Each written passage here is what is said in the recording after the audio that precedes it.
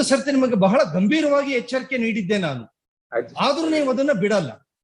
That is the reason ಯಾವ ಕೋರ್ಟ್ಗಳು ನಿಮ್ಮ argument ಕೇಳಲಿಲ್ಲ, ಎಲ್ರು ಬೇಡ ಬೇಡ ಬೇಡ ಅಂತ ಮುಂದೆ ಹಾಕ್ತಾ ಬಂದ್ರು, ಇಲ್ಲಿ ಬಂದಿದ್ದೀರಿ.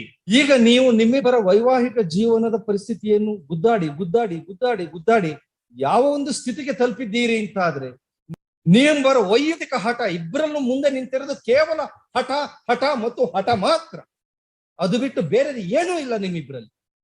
ಮೊನ್ನೆ ಜೂನ್ 30ನೇ ತಾರೀಕಿನವರೆಗಿನದು, ಅಲ್ಲಿಯವರೆಗಿನದು ನೀವು ಇವಾಗ ಸ್ಯಾಲ್ರಿ ಬರೋದು ಹೇಗ್ ಬರುತ್ತೆ ಅಂತ ಹೇಳಿದ್ರೆ, ಒಂದು ತಿಂಗಳು ಬಿಟ್ಟು ಬರುತ್ತೆ. ಇವಾಗ ಮೇ ತಿಂಗಳದು salary will come at the end of June.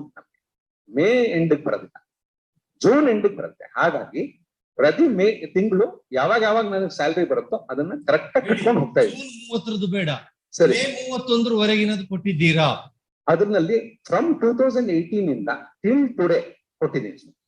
2018 ಇಂದ ಹಿಂಬದಿ 2014 ಇಂದ 2018ಗೆ 2014 2007 2016 2014 ಇಂದ 2017 ವರೆಗೂ ಐ ವಾಸ್ ಜಾಬ್ಲೆಸ್. ಸಡನ್ ಆಗಿ I was faced with jobless ಅಂತ ಹೇಳಿದ್ರಿ, ಅದನ್ನು ನೀವೇ ಜಾಬ್ಲೆಸ್ ಅಂತ ಹೇಳಿ ಡಿಸೈಡ್ ಮಾಡಿ ಕೊಡ್ಲಿಕ್ಕೆ ಆಗಲ್ಲ ಅಂತ ಕೂರ್ಲಿಕ್ಕೆ ಆಗಲ್ಲ. ನೀವು ಅಂತ ಸಂದರ್ಭದಲ್ಲಿ ಕೋರ್ಟಿಗೆ ನೀವು ಒಂದು ಅಪ್ಲಿಕೇಶನ್ ಹಾಕಿ ಅದು ನಾನು ಬಂದ ತಕ್ಷಣ ಆರ್ಡರ್ ನೀವು ತಗೊಳ್ಬೇಕಿತ್ತು. ಸ್ವಾಮಿ, ಅದೇನಾಯ್ತು ಅಂದ್ರೆ, ನಾನು ಬರೋದಕ್ಕೆ ಮುಂಚೆನೆ when I came down from US not finding a job, immediately I got arrested.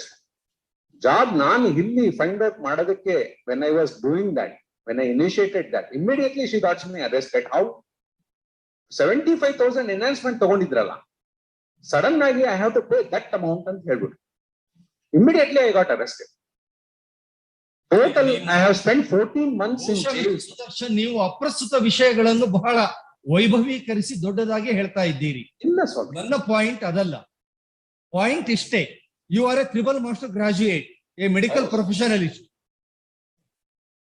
ಹಾಗಾಗಿ ಯಾವ ವಿಷಯನ ಎಷ್ಟನ್ನ ಯಾವ್ದನ್ನ ಸೂಕ್ತವಾಗಿ ಹೇಳ್ಬೇಕು ಅನ್ನೋದು ತಮಗೆ ಚೆನ್ನಾಗಿ ಗೊತ್ತಿದೆ. ಹೌದು ಸ್ವಾಮಿ, ಬಟ್ ಪಾಯಿಂಟ್ ಇಷ್ಟೇ. ಮಿಸ್ ಆಗ್ಬಿಡುತ್ತೆ ಸ್ವಾಮಿ.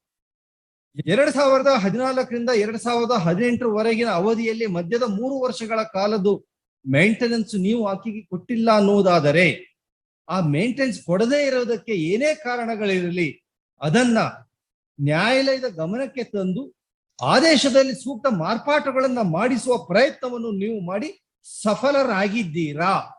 ಅದನ್ನೇ ಈಗ ಸೆಷನ್ಸ್ ಕೋರ್ಟ್ ಅಲ್ಲಿ ಬಂದಿರೋದು ಸ್ವಾಮಿ. ಯಾಕಂತ ಹೇಳಿದ್ರೆ ಆ ಆರ್ಡರ್ ನಾವು ಪಾಸ್ ಮಾಡ್ಬೇಕು ಅಂತ ನಾವಾಗ 127 ಅಪ್ಲಿಕೇಶನ್ ಫೈಲ್ ಮಾಡಿದ್ವಿ. ಬಟ್ ಏನಾಗಿದೆ ಅಂತ ಹೇಳಿದ್ರೆ, ಸೆಷನ್ಸ್ ಕೋರ್ಟ್ ಆರ್ಡರ್ ಆಗ್ಲೇ ಪಾಸ್ ಆಗಿರೋದ್ರಿಂದ the order of the honourable trial court is invalid. So 2018 ವರೆಗೂ the order of between 2014 and 2018, once she got the order of the sessions court enhancement ಆಗಿದ ತಕ್ಷಣ ಏನಾಯ್ತು, the trial court order was immaterial. So that was not in play at all. So only the order of the sessions court, until this honorable court intervened in 2018 regarding the order of the honorable sessions court, the order of trial court was not at all in vogue. It was not active. The only active was sessions court. Hagagi enagide 127 application ನಾನು file ಮಾಡಿದ್ರು in front of the honorable trial court, it would be invalid. Only after 2018, when the matter was remanded, then the order of the honorable trial court ಬಂತು. ಅದಕ್ಕೆ 127 application file ಮಾಡಿದೆ ಸ್ವಾಮಿ. ರಂಗೋಲಿಯ ಕೆಳಗೆ ತೂರುವ ಪ್ರಯತ್ನ ಇಲ್ಲ ಸ್ವಾಮಿ, ಇಲ್ಲ. ನಾನು ಹೇಳ್ತಾ ಇರೋದು ಯಾಕೆ ಅಂತ ಹೇಳಿದ್ರೆ, ಆ ಮಟ್ಟಿನ ಬುದ್ಧಿವಂತಿಕೆ ಮ್ಯಾಟ್ರಿಮೋನಿಯಲ್ ಡಿಸ್ಪ್ಯೂಟ್ಗಳಲ್ಲಿ, ಪರ್ಟಿಕ್ಯುಲರ್ಲಿ ಮೇಂಟೆನೆನ್ಸ್ ನಲ್ಲಿ ತೋರಿಸುವುದು ಸೂಕ್ತವಲ್ಲ. ಅಲ್ಲ ಸ್ವಾಮಿ, ಅದು ಏನಾಗಿದೆ ಅಂತ ಹೇಳಿದ್ರೆ, ಟ್ರಯಲ್ ಕೋರ್ಟ್ ಆರ್ಡರ್ ವ್ಯಾಲಿಡ್ ಇಲ್ದಿರೋವಾಗ ಹೇಗೆ ನೀವು ಅದನ್ನ ಚಾಲೆಂಜ್ ಮಾಡ್ತೀರಿ ಅಂತ ಕೇಳೋದು. So that order was set aside basically based on the order of the honourable high court, whose order came only in 2018. Once the order of the honorable high court has been passed, then 127 application will be invalid ಅಂತ ಹೇಳಿ ನಮ್ದು ಅದು dismiss ಮಾಡೋದು. ಹೀಗಾಗಿ complication ಮೇಲೆ complication ಆಗಿರೋದ್ರಿಂದಾನೇ ಈ ತರ problems ಬರ್ತಾ ಇರೋದು. Not only that, he is not being open before this honorable court regarding the actual things that are taking place, which are on record. Now are you at least ready to give her a proposal of all the alleged arrears? We are ready, sir. She claimed. We are ready. ಅದ್ ಏನಾಗಿತ್ತು ಇನ್ನೂ ಒಂದು ಪ್ರತಿ ಸರ್ತಿ ಅದು ಒಂದು ಮಾಡ್ತೀರಿ. Court ಮಾತಾಡ್ತಾ ಇದ್ರೆ ಮಧ್ಯ ಮಧ್ಯ ಮಧ್ಯ ಮಧ್ಯ ಮಾತಾಡ್ತೀರಿ. ಒಂದು ಸರ್ತಿ ನಿಮಗೆ ಬಹಳ ಗಂಭೀರವಾಗಿ ಎಚ್ಚರಿಕೆ ನೀಡಿದ್ದೆ ನಾನು, ಆದ್ರೂ ನೀವು ಅದನ್ನ ಬಿಡಲ್ಲ. ದಟ್ ಇಸ್ ದ ರೀಸನ್ ಯಾವ ಕೋರ್ಟ್ಗಳು ನಿಮ್ಮ ಆರ್ಗ್ಯುಮೆಂಟ್ ಕೇಳಲಿಲ್ಲ. ಎಲ್ರು ಬೇಡ ಬೇಡ ಬೇಡ ಅಂತ ಮುಂದೆ ಹಾಕ್ತಾ ಬಂದ್ರು. ಇಲ್ಲಿ ಬಂದಿದ್ದೀರಿ. ನಿಮ್ಮ ಆರ್ಡರ್ ಶೀಟ್ ತೆಗೆದು ನೋಡಿದ್ರೆ ಬಹುಶಃ ಎಲ್ಲಾ ಜಡ್ಜ್ಗಳೆದ್ರು ಹೋಗಿ ಬಂದಿದೆ ಈ ಕೇಸು. ಯಾರು ಎಂಟರ್ಟೈನ್ ಮಾಡಲಿಲ್ಲ. This is the reason.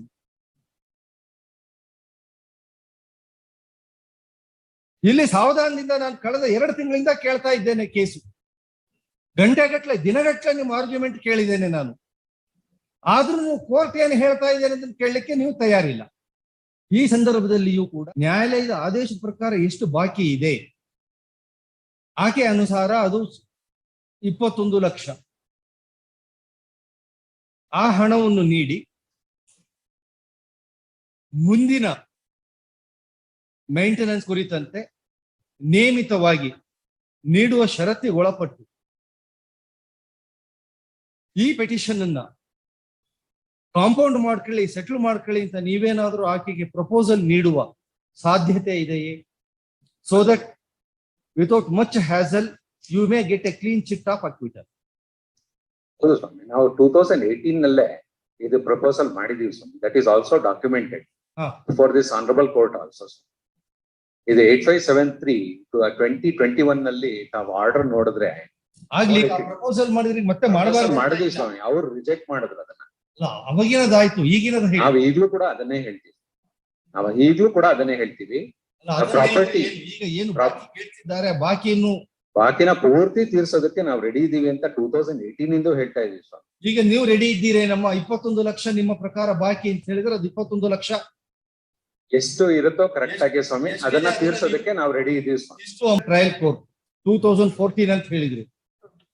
2014 ಇಂದ 2022 ಮೇ 31 ವರೆಗಿನದು ಎಷ್ಟು? 40,000 ರೂಪಾಯಿ ಹಾಗೆ ಎಷ್ಟು ಆಗ್ತದೆ? ಆ 40,000 ರೂಪಾಯಿ ವರೆಗಿನದನ್ನ ಲೆಕ್ಕ ಹಾಕಿ ನಿಮ್ಗೆ ಎಷ್ಟು ಕೊಟ್ಟಿ ಟುವರ್ಡ್ಸ್ ಮೇಂಟೆನೆನ್ಸ್ ಅದನ್ನ ಕಳೆದು ಮೆಡಿಕಲ್ ಎಜುಕೇಶನ್ ಇದರಲ್ಲಿ ಬರಲ್ಲ, ಅದು ಸಪರೇಟ್. ಆ medical towards medical and education expenses ಅಂತ ಏನ್ ಕೊಟ್ಟಿದ್ದಾರೆ ಆ ಅಮೌಂಟ್ ಸಪರೇಟ್. ಅದು ಕಳೆದು ಉಳಿದಂತೆ ಮೇಂಟೆನೆನ್ಸ್ ಜೀವನಾಂಶ ನಿಮಗೆ ಏನು ಕೊಟ್ಟಿದ್ದಾರೆ, ಬಾಕಿ ಎಷ್ಟು ಇದೆ ಅದನ್ನ ಅವರು ಸಂಪೂರ್ಣವಾಗಿ ನಿಮಗೆ ನೀಡುವುದಕ್ಕೆ ಸಿದ್ಧರಿದ್ದ ಪಕ್ಷದಲ್ಲಿ, if is ready to pay the entire amount of the alleged arrears of maintenance and undertaking to pay the maintenance at the rate of 40,000 only, subject to the outcome of the result in the criminal appeal which you are telling.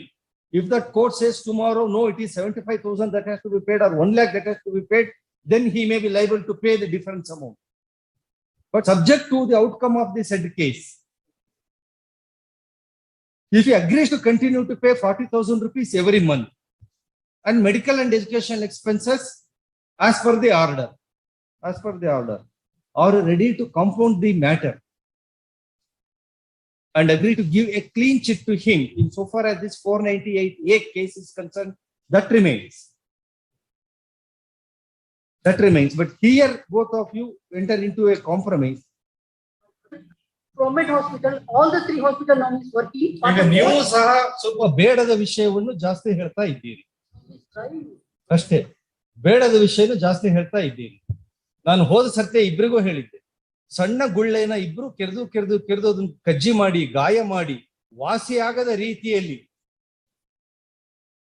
ಆಂಪ್ಯುಟೇಷನ್ಗೆ ಮುಂದುವರೆಯುವ ರೀತಿಯಲ್ಲಿ ನೀವು ಗಾಯವನ್ನು ಬೆಳೆಸಿಕೊಂಡು ಪೋಷಿಸಿಕೊಂಡು ಹೋಗುವ ನಿಟ್ಟಿನಲ್ಲೇ ಇಬ್ಬರಿಗೂ ಆಸಕ್ತಿ ಇದೆಯೇ ಹೊರತು ನಿಮ್ಮ ಮುಂದಿನ ಜೀವಿತಾವಧಿಯನ್ನು ಶಾಂತ ರೀತಿಯಲ್ಲಿ ನೆಮ್ಮದಿಯಲ್ಲಿ ಪ್ರತ್ಯೇಕವಾಗಿಯೇ ಬೇಕಾರಾಗ್ಲಿ, ಒಟ್ಟಾಗಿ ಅನ್ನೋದು ruled out possibility in your ಕೇಸ್ನಲ್ಲಿ. ಪ್ರತ್ಯೇಕವಾಗಿಯೇ ಆಗ್ಲಿ ನೆಮ್ಮದಿಯಿಂದ ಕಳೆಯುವ ನಿಟ್ಟಿನಲ್ಲಿ ಇಬ್ಬರಿಗೂ ಆಸಕ್ತಿ ಇಲ್ಲ, ಇಚ್ಛೆ ಇಲ್ಲ.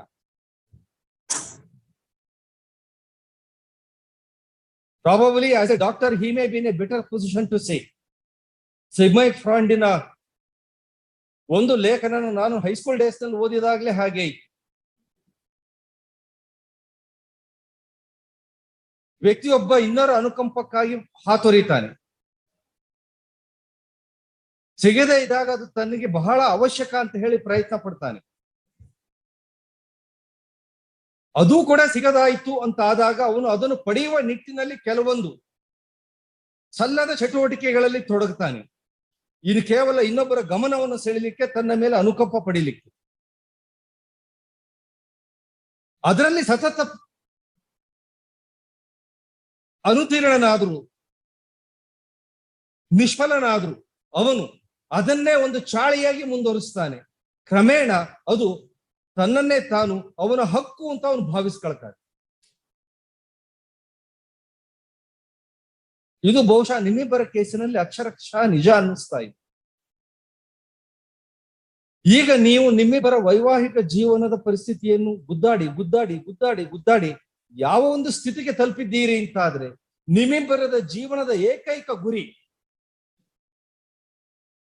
ನಾನು ಹೊರಗೆ ಬರಬೇಕು, ನನ್ನ ಎದುರಾಳಿ ಅನುಭವಿಸ್ಬೇಕು ಅಷ್ಟೇ. ಇಬ್ಬರೂ ಹೊರಗೆ ಬರೋಣಂತ ನಮ್ಮ ಪಾಡಿಗೆ ನಾವು ಇರೋಣ, ಅವ್ರ ಪಾಡಿಗೆ ಅವ್ರಿರ್ಲಿ, ನನ್ನ ಪಾಡಿಗೆ ನಾನಿರ್ತೇನೆ, ಅವರ ಹಣೆಯಲ್ಲಿ ಬರ್ದಂಗೆ ಅವ್ರಿಗಾಗ್ತದೆ. ನೆಮ್ಮದಿಯ ಜೀವನವೋ ಕಷ್ಟದ ಜೀವನವೋ ಅವ್ರು ಅನುಭವಿಸ್ಕೊಳ್ತಾರೆ. ನನ್ನ ಪಾಡಿಗೆ ನಾನಿರ್ತೇನೆ, ನನ್ನ ಜೀವನವನ್ನು ನಾನು ಶಾಂತ, ಪ್ರಶಸ್ತ, ಆರೋಗ್ಯಪೂರ್ಣವಾಗಿ ಮಾಡಿಕೊಳ್ಳಲು ಸಾಧ್ಯ ಇದೆ ಅಂತಕ್ಕಂಥ ಇರಾದೆ ನಿಮ್ಮಿಬ್ಬರಲ್ಲಿಯೂ ಇಲ್ಲ. ಎಜುಕೇಶನ್ ಅನ್ನೋದು ಕೇವಲ ಒಂದು ನಿಮ್ಗಿಬ್ಬರಿಗೂ ಇದೆ ಅಂತ ಹೇಳೋದು, ಅದು ಒಂದು ಸರ್ಟಿಫಿಕೇಟ್ ರೂಪದಲ್ಲಿಯೇ ಹೊರತು ಅದಕ್ಕಿಂತ ಬಹುಶಃ ಹೆಚ್ಚಿನದೇನೂ ಅಲ್ಲ.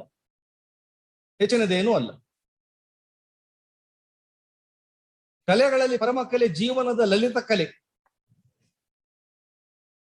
ಕಲಿಸದ ನಸಗಳೆಲ್ಲ ಬಾಹ್ಯ ಬೋಧನೆ DVG ಅವರು ಬಹಳ ಹಿಂದೆ ಹೇಳಿದ್ದಾರೆ. ಆ ಜೀವನದ ಕಲೆ ಅನ್ನೋದನ್ನ ವಿದ್ಯಾವಂತರು ಅಂತಕ್ಕಂತಹ ನೀವಿಬ್ಬರೂ ಕೂಡ ಆ ಜೀವನದ ಕಲೆಯನ್ನು ಕೈ ಬಿಟ್ಬಿಟ್ಟಿದ್ದೀರಿ. ನಮಗೆ ಡಿಗ್ರಿ ಮುಖ್ಯ, ಸ್ಥಾನ ಮುಖ್ಯ, ಆದಾಯ ಮುಖ್ಯ, ಸಂಪಾದನೆ ಮುಖ್ಯ, ಹಣ ಮುಖ್ಯ. ಅಷ್ಟರಲ್ಲಿಯೇ ಸರಿಸುಮಾರು ಜೀವನದ ಅರ್ಧಕ್ಕಿಂತಲೂ ಹೆಚ್ಚು ಆಯುಷ್ಯವನ್ನು ಬಹುಶಃ ಕಳೆದಿದ್ದೀರಿ. ಉಳಿದಿರ ಅಲ್ಪಾವಧಿಯ ಆಯುಷ್ಯ. ಅವಾಗ ಆರೋಗ್ಯ ಎಷ್ಟರ ಮಟ್ಟಿಗೆ ಸರಿಯಾಗಿರ್ತದೆ ಗೊತ್ತಿಲ್ಲ. ಯಾವಾಗ ಮಾನಸಿಕ ವ್ಯಥೆ ಇರ್ತದೆ, ದೈಹಿಕ ಆರೋಗ್ಯ ತಾನಾಗಿ ಕೈ ಕೊಡ್ತದೆ. ನೀವು ಅಂತಹ ಗಂಡಾಂತರನ ಎದುರಿಸೋಕೆ ಸಿದ್ಧರಿದ್ದೀರಿಯೇ ಹೊತ್ತು ಅತ್ಯಂತ ಸರಳವಾಗಿ, ಸುಲಭವಾಗಿ ನಾವಿಬ್ಬರು ಗಂಡ ಹೆಂಡತಿ ಅಂತ ಅಲ್ಲದೆ ಇದ್ರೂ ಪರವಾಗಿಲ್ಲ, ಅವರ mister Sudarshan, I am Mrs Veena Maravanthe, ನಾವಿಬ್ರು ಎದುರು ಟೇಬಲ್ ನಲ್ಲಿ ಕೂತ್ರೆ ಅವ್ರ ಬಿಲ್ ಅವ್ರು ಕೊಡ್ತಾರೆ, ನನ್ ಬಿಲ್ ನಾನ್ ಕೊಡ್ತೇನೆ, ಅವ್ರ ಪಾಡಿಗೆ ಅವ್ರು ಜೀವನ ನಡೆಸ್ಕೊಂಡು ಹೋಗ್ತಾರೆ, ನನ್ನ ಪಾಡಿಗೆ ನಾನ್ ಜೀವನ ನಡೆಸ್ಕೊಂಡು ಹೋಗ್ತೇನೆ. ಆ ಪ್ರಕಾರವಾಗಿ ಇನ್ನೊಬ್ಬರ ಹಂಗಿಲ್ಲದ ಸ್ವತಂತ್ರ ನೆಮ್ಮದಿಯ ಜೀವನ ನಾವು ಕಳೀಲಿಕ್ಕೆ ಈಗಲೂ ಅವಕಾಶ ಇದೆ ಅನ್ನೋದನ್ನ ನೀವಿಬ್ರು ಅರ್ಥಕೊಳ್ತಿಲ್ಲ. ನಾನು ಹೇಗಿದ್ರು ಪರವಾಗಿಲ್ಲ ಅವ್ರು ಅನುಭವಿಸ್ಬೇಕು, ನಾನು ಹೇಗಿದ್ರು ಪರವಾಗಿಲ್ಲ ಅವಳು ಅನುಭವಿಸ್ಬೇಕು. ಅದೇ ಈಗ ನಿಮ್ಮಿಬ್ಬರ ಜೀವನದ ಬಹುಶಃ ಏಕೈಕ ಗುರಿಯಾಗಿರುವ ಸಾಧ್ಯತೆ ಇದೆ. ಸರಳವಾದ, ಸುಂದರವಾದ ಹಲವಾರು ಅವಕಾಶಗಳು ನಿಮ್ಮಿಬ್ಬರ ಜೀವನದಲ್ಲಿ, ಲಿಟಿಗೇಷನ್ಸ್ಗಳಲ್ಲಿ ಹಲವಾರು ಬಾರಿ ಬಂದು ಹೋಗಿದೆ. ನೀವಿಬ್ಬರು ಅದನ್ನು ಸದ್ಬಳಕೆ ಮಾಡಿಕೊಳ್ಳುವ ವಿವೇಕನ ಉಪಯೋಗಿಸಲಿಲ್ಲ. ಅದನ್ನ ನಿಮ್ಮ ಅನುಕೂಲಕ್ಕೆ ಬಳಸಿಕೊಳ್ಳುವುದು ಹೇಗೆ ಎನ್ನುವ ಬುದ್ಧಿವಂತಿಕೆಯನ್ನು ನೀವು ಪ್ರದರ್ಶಿಸಿದಿರಿ. ಬುದ್ಧಿವಂತಿಕೆಗೂ ವಿವೇಕಕ್ಕೂ ವ್ಯತ್ಯಾಸ ಇದೆ. ಜೀವನ ಬಯಸೋದು ವಿವೇಕಯುತ ಜೀವನ, ಬುದ್ಧಿವಂತಿಕೆಯ ಜೀವನ ಅಲ್ಲ. ನೀವೊಬ್ಬರು ಬುದ್ಧಿವಂತಿಕೆಯನ್ನು ಪ್ರದರ್ಶಿಸಲಿಕ್ಕೆ ಹೊರಟಿದ್ದೀರಿ ಹೊರತು ವಿವೇಕಯುತ ಜೀವನಕ್ಕೆ ನೀವು ಯಾವತ್ತೂ ಕಲ್ಪನೆನೇ ಮಾಡ್ಕೊಳ್ಳಿಲ್ಲ. ಕಾಲ ಮಿಂಚಿಲ್ಲ. ಮಗಳೊಬ್ಬಳಿದ್ದಾಳೆ. ಅವಳ ಜೀವಿತಾದ ಅವಧಿಯಲ್ಲಿಯೂ ಕೂಡ ಹರ್ father, natural father would be Dr. Sudarshan Subbanna alone. That cannot be substituted by any process. Even Lord Brahma also cannot do that. He himself has written it. Destiny is clear. Her natural mother would be forever and ever Mrs. Veena Marvanti. That also cannot be changed. She has got a separate life, independent life, independent of both of you. You have got a duty, I underline it with inverted comma, with more emphasis I say, both of you have got a joint duty to provide. ಹೋದ್ ಸರ್ತಿ ಅದನ್ನು ಹೇಳಿದ್ದೆ, ಒಂದು ದಿನ ನೀವು ನ್ಯಾಯದೇನೋದಕ್ಕಿಂತಲೂ ಸಮಾಜದಲ್ಲಿ ಸುಶಿಕ್ಷಿತರು ಎಂದು ತಮ್ಮನ್ನು ತಾವೇ ಕರೆಯುವ ಇಬ್ಬರು ವ್ಯಕ್ತಿಗಳು ಮೂರನೇ ಒಂದು ಜೀವಿಯ ಭವಿಷ್ಯವನ್ನು ಚಲ್ಲಾಟಕ್ಕೆ ಎಡೆಮಾಡಿಟ್ಟು ಆಟವಾಡ್ತಾ ಇದ್ದಾರೆ. ಇವರಿಬ್ಬರನ್ನು ಸರಿ ಮಾಡಿದ್ರೆ ಇನ್ನೊಂದು ಜೀವ ಅಲ್ಲಿ ತನ್ನ ಭವಿಷ್ಯತ್ತನ್ನು ಸುಂದರವಾಗಿ ರೂಪಿಸಿಕೊಳ್ಳಕ್ಕೆ ಅನುಕೂಲ ಆಗುತ್ತೆ. ತನ್ನ ಮೂಲಕ ಒಂದು ಸಮಾಜಕ್ಕೆ ಒಂದು ಉತ್ತಮ ಪ್ರಜೆ ಸಿಗುವ ಮುಂದುವರಿಸುವ ಮುನ್ನ ಯೋಚನೆ ಮಾಡಿ. ನೀವು ಆ ಪ್ರಪೋಸಲ್ ಬಗ್ಗೆ ಏನಾದ್ರೂ ಹೇಳಿ ನೀವಿಬ್ರು ಒಂದು ನಿರ್ಧಾರಕ್ಕೆ ಬರ್ತೀರಿ ಅಂತ ಆದ್ರೆ ಸರಿ, ಇಲ್ಲ ಅಂತ ಆದ್ರೆ ನೀವು ನಿಮ್ಮ ವಾದ ಮುಂದುವರಿಸಬಹುದು. ನಿಮ್ಮ ಉಳಿದ 5 ನಿಮಿಷಗಳ ವಾದ ಕೇಳ್ತೇನೆ, ಅವರ 3 ನಿಮಿಷಗಳ ರಿಪ್ಲೈ ಕೇಳ್ತೇನೆ. ಇದು ಅಂತಿಮ ಹಂತದಲ್ಲಿ ಕ್ರಿಮಿನಲ್ ಕೇಸ್. ಅಲ್ಲಿ 10 ಲಕ್ಷ, 20 ಲಕ್ಷ, 15 ಲಕ್ಷ, 5 ಲಕ್ಷ ಹೆಚ್ಚು ಕಡಿಮೆ ಆದ್ರೂ ಸಂಪಾದಿಸಬಹುದು. ಈ ಕ್ರಿಮಿನಲ್ ಕೇಸಿನಲ್ಲಿ ತೀರ್ಪು ಹೊರಗೆ ಬಂತು ಅಂತ ಹೇಳಿದ್ರೆ, ಜೈಲು ಅಥವಾ ಜೈಲು ಇಲ್ಲ ಅಂತ ಆದಾಗ ವ್ಯಕ್ತಿಯ ಪ್ರತಿಕ್ರಿಯೆಗಳು ನಿಮ್ಮದೇ ಆಗಬಹುದು, ವಿಭಿನ್ನ ಆಗತ್ತೆ. ನಿಮ್ಮಿಬ್ಬರಲ್ಲದೆಯೇ ಇನ್ನೊಂದು ಹಿರಿಯ ಜೀವ ನಿಮ್ಮಿಬ್ಬರ ಹಿಂದೆ ಇದೆ. ಅದು ಇಂತಹ ವ್ಯಕ್ತಿಗೆ ನಾನು ಜನ್ಮ ಕೊಟ್ಟು ತಪ್ಪು ಮಾಡಿದೆ ಅಂತಾಗಲಿ ಅಥವಾ ಇಂತಹಕೆಯನ್ನು ಸೊಸೆಯಾಗಿ ಪಡೆದೆ ಅಂತಾಗಲಿ ಪರಿತಪಿಸುತ್ತಿರಬಹುದಾದ ಸಾಧ್ಯತೆ ಇರಬಹುದು. I am not sure.